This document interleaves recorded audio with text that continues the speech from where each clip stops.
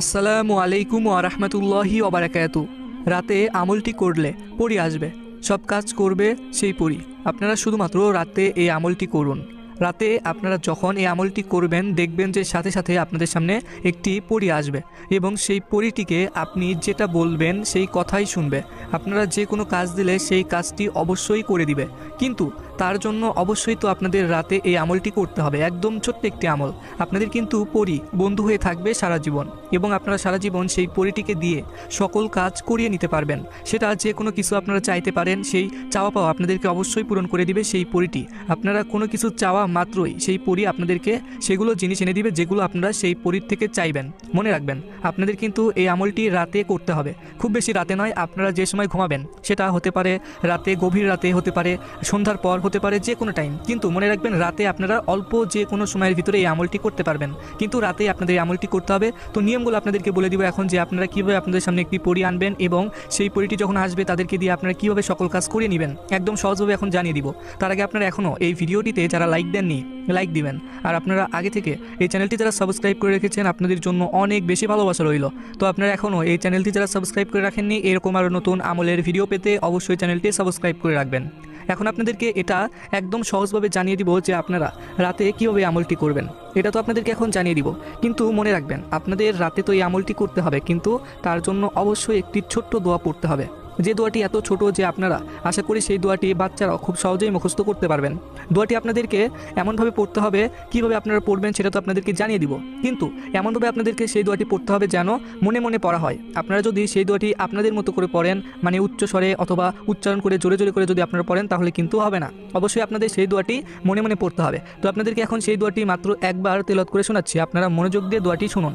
দোয়াটি হলো বিসমিল্লাহির রহমানির রহিম, সাব্বাহা লিল্লাহি মা ফিস সামাওয়াতি ওয়া মা ফিল আরদি ওয়া হুয়াল আজিজুল হাকিম। দোয়াটি আমি আবারও বলছি আপনাদের বেশি সুবিধার জন্য, তাহলে আশা করি আপনারা উচ্চারণ শুনলে দোয়াটি বুঝতে পারবেন। দোয়াটি হচ্ছে বিসমিল্লাহির রহমানির রহিম, সাব্বাহা লিল্লাহি মা ফিস সামাওয়াতি ওয়া মা ফিল আরদি ওয়া হুয়াল আজিজুল হাকিম। দোয়াটি ছোট একটি দোয়া এবং সহজ দোয়া। আশা করি আপনারা এই দোয়াটি একটু কষ্ট করে মুখস্থ করে নেবেন। আপনারা চাইলে আমি যে এই যে দুইবার তেলাওয়াত করে অথবা উচ্চারণ করে আপনাদেরকে শোনালাম, এই তেলাওয়াত অথবা উচ্চারণ শুনে আপনারা মুখস্থ করতে পারেন।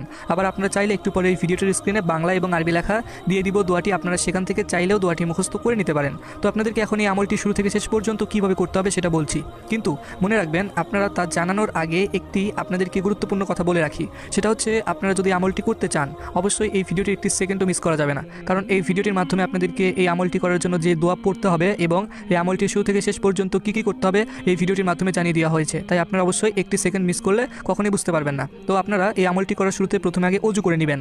আপনি যে জায়গাতেই থাকেন না কেন অথবা যে কোনো অবস্থায় থাকেন না কেন, প্রথমে আপনাদের অবশ্যই পাক পবিত্র অবস্থাতে অজু করতে হবে।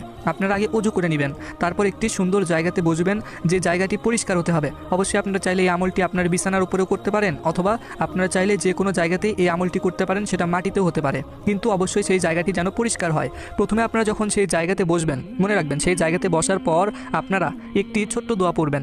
সেই দোয়াটি হলো আউযু বিল্লাহি মিনাশ শাইতানির রাজিম। আশা করি বুঝতে পেরেছেন। আউযু বিল্লাহি মিনাশ শাইতানির রাজিম এই দোয়াটি আপনাদের মাত্র একবার পড়তে হবে এবং তারপর আপনাদের অবশ্যই আপনাদের বিসমিল্লাহির রহমানির রহিম এই দোয়াটি পড়তে হবে। এখন আপনারা অনেকে ভাবছেন যে বিসমিল্লাহির রহমানির রহিম আপনাদের কতবার পড়তে হবে। বিসমিল্লাহির রহমানির রহিম এই দোয়াটি আপনারা পড়বেন মাত্র 100 বার। মনে রাখবেন 100 বারের বেশিও পড়া যাবে না বিসমিল্লাহির রহমানির রহিম, এবং 100 বারের কমও পড়া যাবে না। আশা করি বুঝে গেছেন। এখন যেভাবে দোয়াগুলো পড়তে বলবো ঠিক সেইভাবে পড়বেন এবং যতবার দোয়াটি পড়তে বলবো ঠিক ততবারই পড়বেন। তো তারপর আপনাদের এই আমলটির মেন দোয়া পড়তে হবে, যে দোয়াটি একটু আগে আপনাদেরকে তেলাওয়াত করে শুনিয়েছি। আপনাদের আরও বেশি সুবিধার জন্য এখন আবারও বলছি, দোয়াটি হলো সাব্বাহা লিল্লাহি মা ফিস সামাওয়াতি ওয়া মা ফিল আরদি ওয়া হুয়াল আজিজুল হাকিম। আপনাদের বেশি সুবিধার জন্য এখন এই ভিডিওটির স্ক্রিনে দিয়ে দিচ্ছি দোয়াটি। তো আপনারা এই যে দেখতে পাচ্ছেন স্পষ্টভাবে দোয়াটি আপনারা অবশ্যই প্রথমে আরবি দেখতে পাচ্ছেন এবং তারপর বাংলা লেখা দেখতে পাচ্ছেন।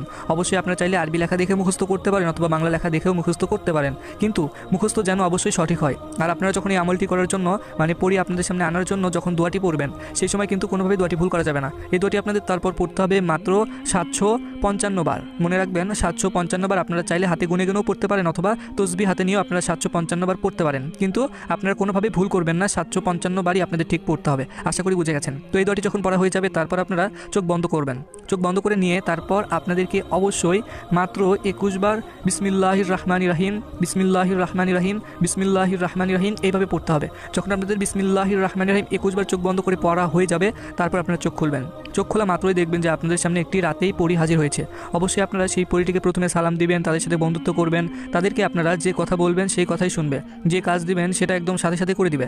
আপনারা চেষ্টা করবেন প্রথম দিন তাদেরকে বেশি কাজ না দেওয়ার জন্য। তো আপনারা প্রথম দিন তাদেরকে অবশ্যই একটি কথা বলে যাবেন, অবশ্যই একটি কথা বলবেন। সেই কথাটি হলো, আপনারা যে এই আমলটি করছেন তারপরে যখন পরীটি হাজির হবে, প্রথমে আপনারা চাইলে তাদেরকে বলতে পারেন যে পরবর্তীতে তোমাকে কিভাবে ডাকলে তুমি আসবে, অথবা পরবর্তীতে তোমাকে কিভাবে পাবো।